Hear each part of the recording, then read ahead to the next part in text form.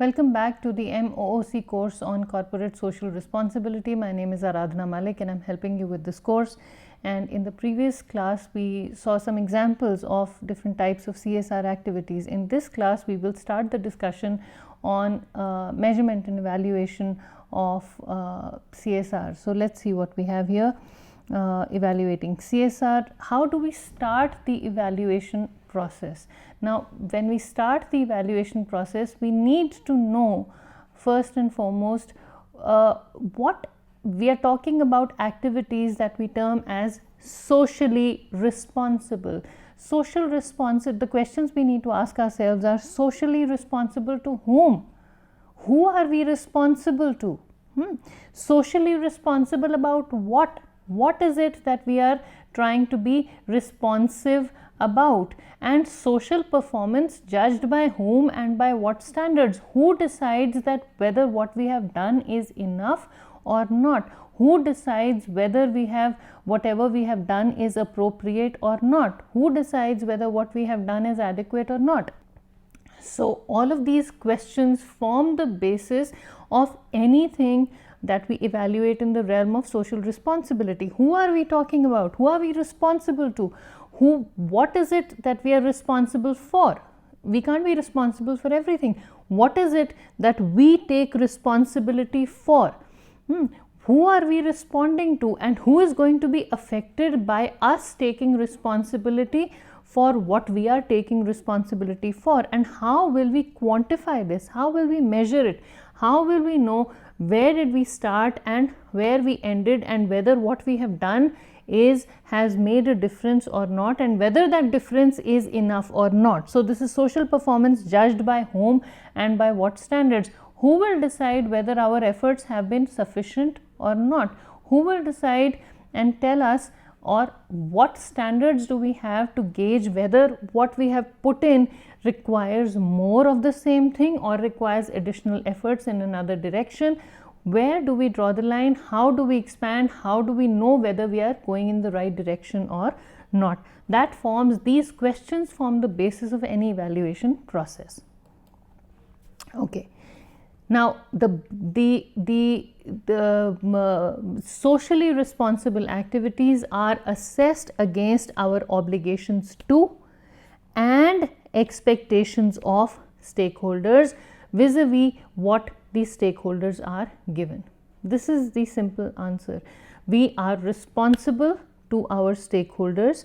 We are responding to the environment that our stakeholders are in, and we are judged. The performance standards that we are talking about here, the social performance is assessed against what we give to people and what we were obligated to give them and what they expected from us. So somebody expects something from us. The society expects us to make sure that we don't harm them.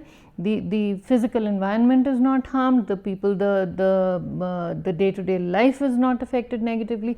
Somebody has put down these norms in place. Somebody is talking about it. There is some discourse going on. So in the context of that discourse, we evaluate ourselves against the expectations our stakeholders have from us and what we feel obligated to them for. What do I think I owe to somebody? As when I say I mean I as a person. I also mean I as a representative of the organization that I am a part of. I also mean I, the organization itself. What do I think I owe to somebody? And so against these things, we evaluate what we have been able to give them. Okay. Now, some tests of effectiveness of CSR. Again, this is from the paper by Pelosa and Shang. Various tests, single activity tests involving philanthropy. The degree of logical fit between the firm and the work done is likely to be directly related to improvement of consumer attitudes towards the firm and their purchase intentions. So if the firm does some type of work and proceeds along the same lines, does something for somebody else along the same lines of what it is doing, then people start feeling good, people start viewing that organization in a better light, they start feeling good about associating with that organization, and they feel compelled to purchase more from the organization where there is a logical fit between the firm and the work that it has done, or the vision of the firm and the work that it has done for somebody else. This is something that has been proven through research. I've listed some examples here.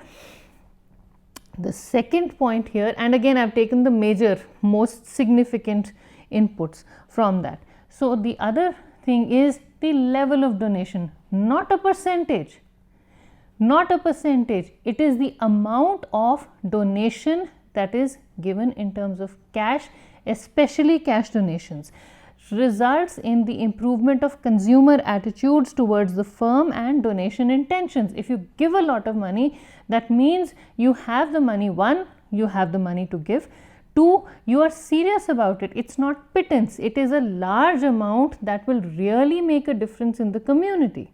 So if you have the resources, if you have the capacity, and you go out and you give that money, then people start thinking highly of you, and that in turn affects their propensity to purchase your products and services. They see you as a good company, they see you as as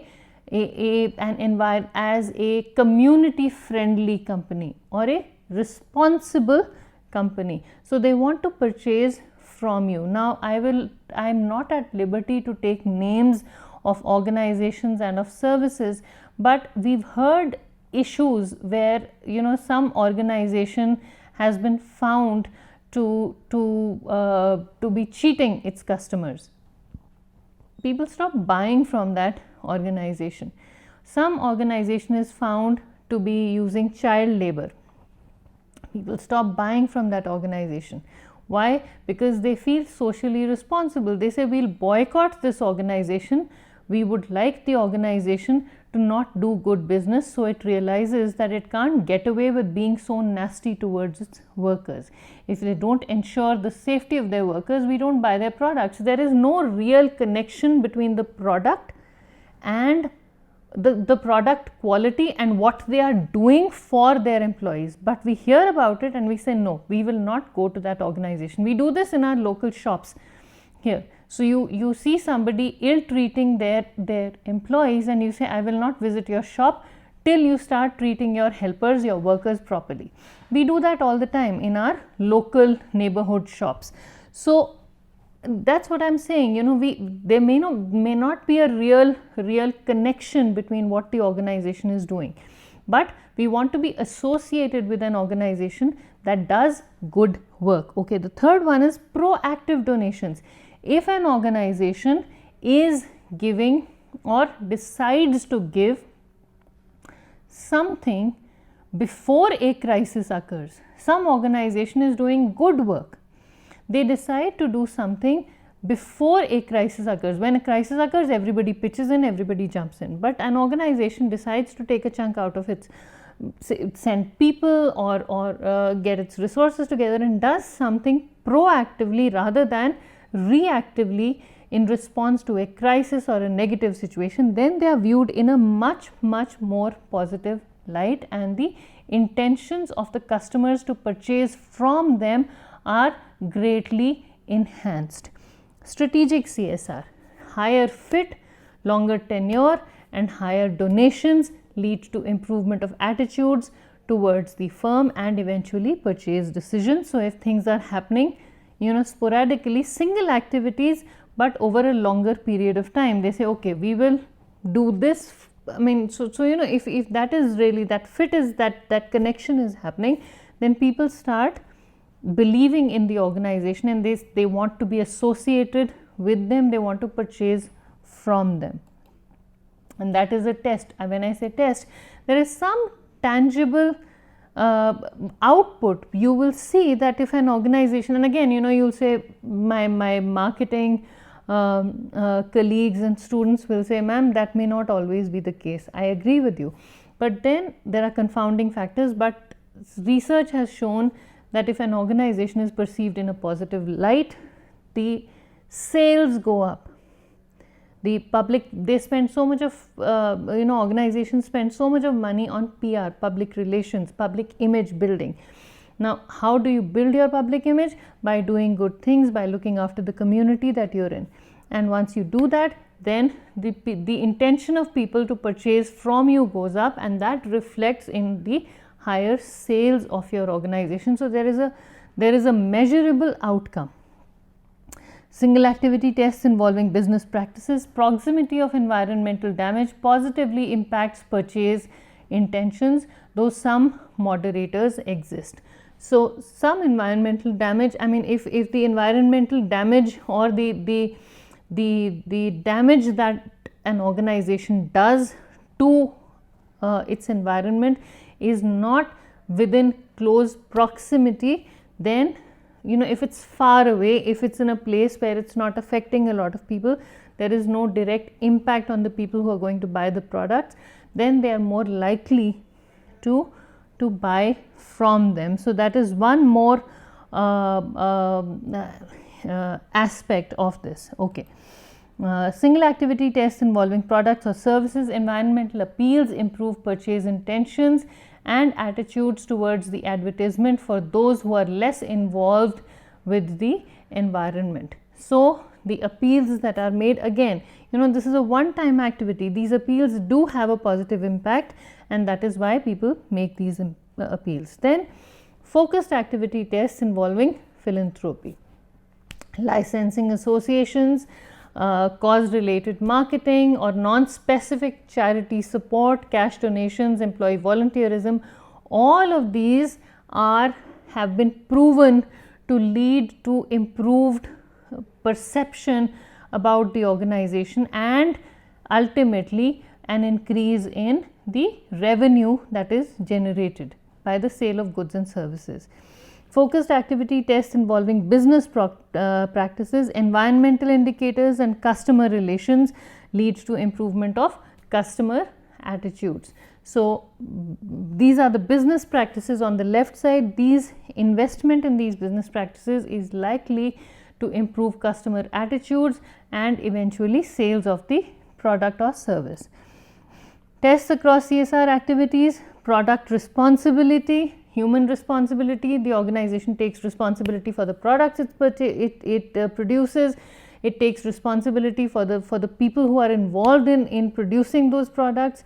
It invests in community relations and diversity. It invests in philanthropy and environmental protection. It sends out the accurate product related messages. It institutionalizes CSR programs rather than promotes CSR programs.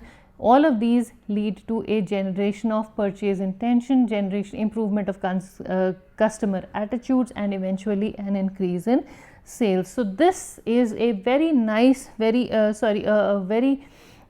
good measure of how these things lead to improvement of purchase decisions. Again, these are categories. You will say I am spending a lot of time giving you these nuts and bolts. These examples are important. Why? Because we talk in thin air. Okay, CSR, let's do CSR. How do you do CSR?